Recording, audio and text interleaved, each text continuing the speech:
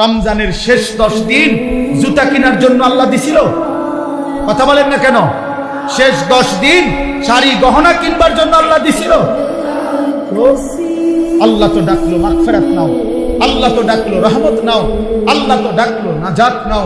একটা পূর্ণ রমজান গেছে, আল্লাহ ডাকতেছে মহিলাটাকে, হে আমার বান্দি রহমত নাও, মাগফিরাত নাও। শেষ দশকে আল্লাহ ডেকে বলে, আমার ইমানদার বান্দি নাও, জাহান্নাম থেকে মুক্তির পরওয়ানা নাও।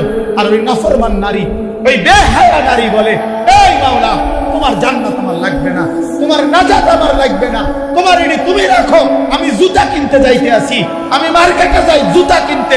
মনে রাখিস তোরে জুতা দিয়া পিটবে, জুতা দিয়া, জুতা দিয়া পিটবে, জুতা দিয়া। বললাম বেহায়া নারী মনে রাখিস, তোরে জুতা দিয়া পিটবে, তোরে ফেরেশতা জুতা দিয়া পিটবে। কার আহ্বান প্রত্যাখ্যান করবে? রমজানের শেষ 10 দিন জুতা কেনার জন্য আল্লাহ দিছিল। কথা বলেন না কেন? শেষ 10 দিন শাড়ি গহনা কিনবার জন্য আল্লাহ দিছিল। আল্লাহ তো ডাকলো মাগফিরাত নাও, আল্লাহ তো ডাকলো রহমত নাও, আল্লাহ তো ডাকলো নাজাত।